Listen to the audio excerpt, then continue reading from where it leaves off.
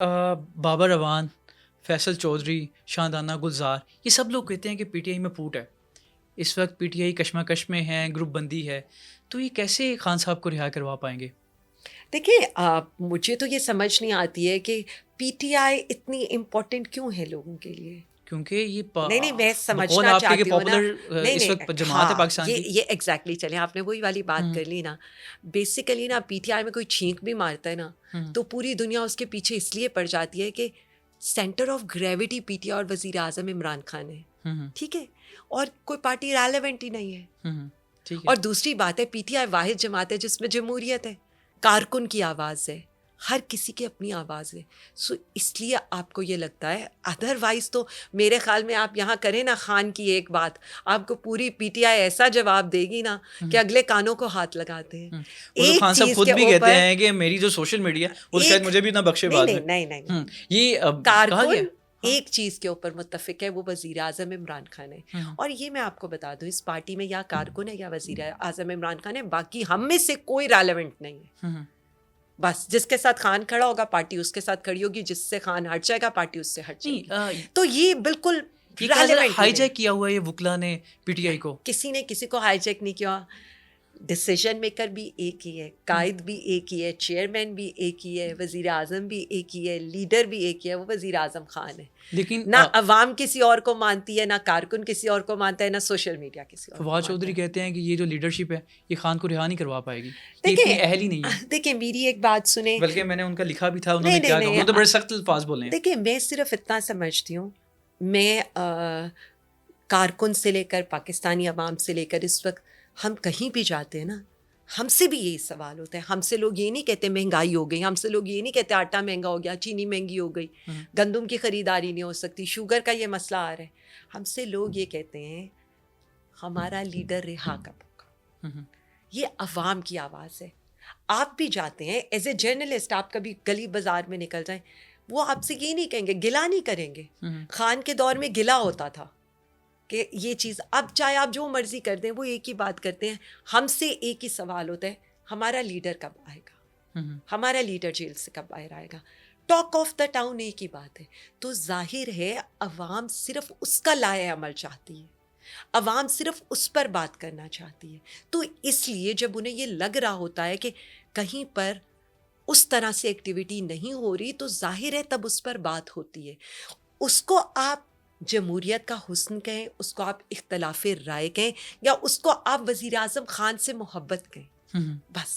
اچھا میم، جو آپ کے اوپوننٹس ہیں وہ الزام لگاتے ہیں کہ پاکستان تحریک انصاف کو تبھی کوئی احتجاج یاد آتا ہے، پروٹیسٹ یاد آتا ہے جب کسی وفد نے پاکستان آنا ہو، شنگھائی تعاون کا اجلاس ہو، چینی صدر آنا ہو، یا پھر آئی ایم ایف نے کوئی قسط جاری کرنی ہو تو ان کے خطوط لکھ دیے جاتے ہیں، وفد نے آنا ہو تو پروٹیسٹ یاد آ جاتا ہے. کیوں آپ ایسا کرتے ہیں؟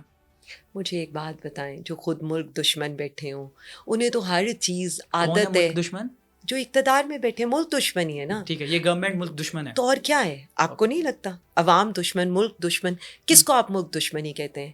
وہاں پر جعفر ایکسپریس کا انسیڈنٹ ہوا ہے، یہاں پر ان کے جو وزراء ہیں، یا وہ اپنے گھروں کے پیچھے بھاگ رہے تھے، یا وہ اپنی سیلریز کے پیچھے بھاگ رہے تھے، یا ہر چیز کا ملبہ پی ٹی آئی پر ڈالنے کے لیے بھاگ رہے تھے.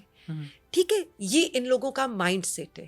ان کا مائنڈ سیٹ لیکن وہ بیسیکلی اس دیکھیں، وقت سب کو متحد میں کرنے کے ایک لیے بھی سیکنڈ نا، کوشش کر رہے تھے، لیکن بدقسمتی کے ساتھ نہیں پاکستان تحریک انصاف نے بھی اس کو نہیں متحد ہونے دیا. نہیں میں یہ تو کہنا چاہتی ہوں نا، متحد ہونا کس کو کہتے ہیں؟ وہ کہہ رہے تھے کہ پارلیمنٹ میں سب میں بیٹھتے سوال، ہیں، یہی دہشت سوال گردی ہے کے نا. خلاف آواز اٹھاتے ہاں ہیں. جی، مجھے ایک بات بتائیں، اے پی ایس ہوا، بالکل.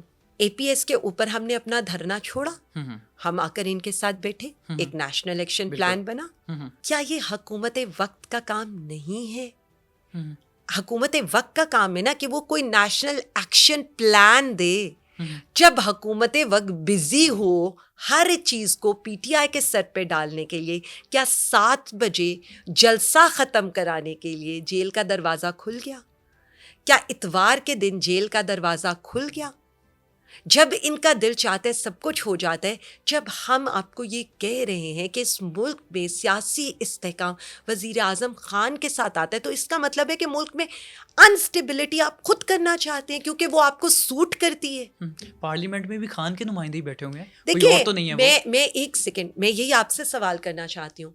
14 ووٹوں والے کو 14 سیٹوں والے کو آپ نے ملک کا وزیر اعظم بنا دیا اور 180 سیٹیں لینے والا جیل میں بیٹھا ہے تو اس جعلی پارلیمنٹ آپ کو ریپرزینٹ کرتی ہے. یہی Did they الزام آپ پر represent لگاتے ہیں you? کہ 2018 میں آٹھ کے صاحب نے بٹھا میں دیا. یہی تو کہہ رہی ہوں نا, ڈڈ دے ریپرزینٹ یو. 2018 کا تو میں بعد میں جواب دوں گی نا.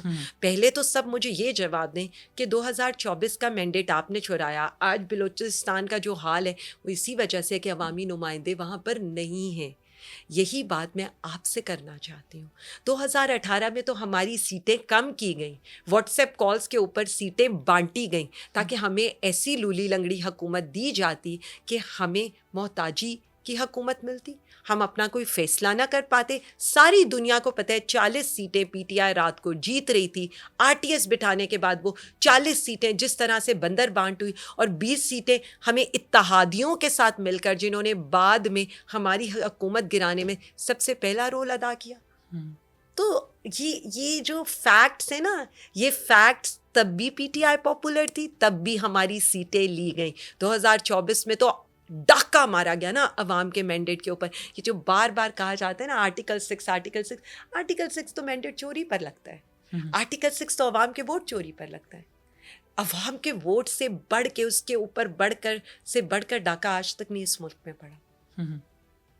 اچھا میم, 2018 میں جب خان صاحب وزیر اعظم بنے تو ان سے سوال کیا جاتا تھا کہ خان صاحب آپ کو لوگ سلیکٹڈ کہتے ہیں تو آپ کو کیسا لگتا ہے, تو ان کا بڑا مزے کا جواب ہے جو مجھے آج بھی یاد ہے کہ اس ملک میں سبھی سلیکٹ ہو کے آتے ہیں تو پھر کیا ہوا مجھے سلیکٹڈ کہہ رہے ہیں. تو ان کا جواب یہ جواب ہے میم, میرے پاس موجود ہے یہ جواب, میں بتا دیتی میں ہوں. ویڈیو بھی آپ کو دکھا آپ سکتا ہوں. ضرور کر دیجیے گا, مجھے میری شاید نظر سے نہ گزری ہو, میں یہی یہ ایک کہہ سکتی انٹرویو ہوں. تھا, منصور علی خان کہہ رہے تھے. میں بتا دیتی ہوں, ہم تب بھی یہ کہتے تھے ہم عوام سے سلیکٹ ہو کر آئے ہیں.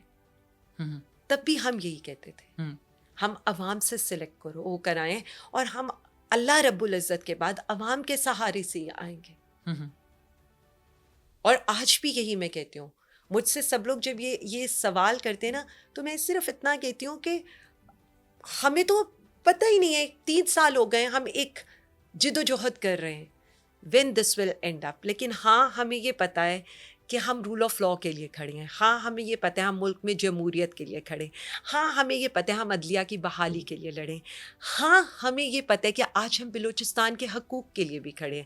ہاں ہمیں یہ پتہ ہے کہ آج ہم صحافیوں کے لیے بھی کھڑے ہیں جن کو رات کو جبری طور پر گمشدہ کیا جاتا ہے.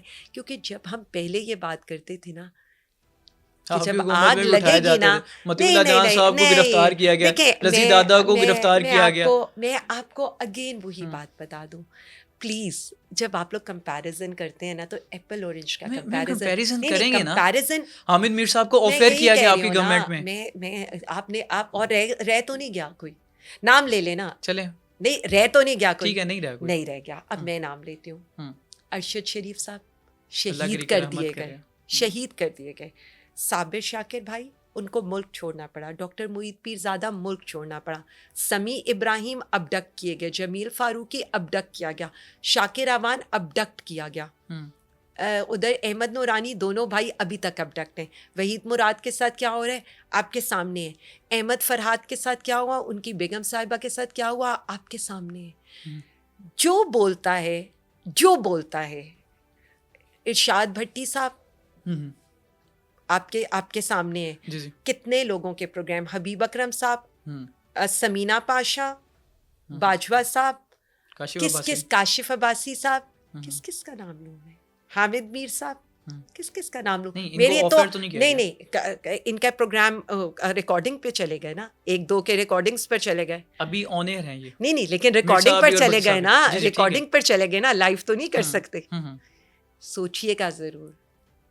میں وہی تو کہہ رہی ہوں نا, یاد آئے گا. عمران خان سب کو یاد آ رہا ہے, عوام کو بھی, باقی سب کو بھی. کیونکہ دیکھیں یہ وقت نا ہم پر آ رہا تھا نا, ہم یہی کہتے تھے. یہ شروع ہوا پی ٹی آئی سے اور پھر ہر طبقہ اس کا شکار ہو رہا ہے. تو آج ہم یہ کہتے ہیں کہ ہم اپنی لڑائی نہیں لڑیں گے، آج ہم سب کی لڑائی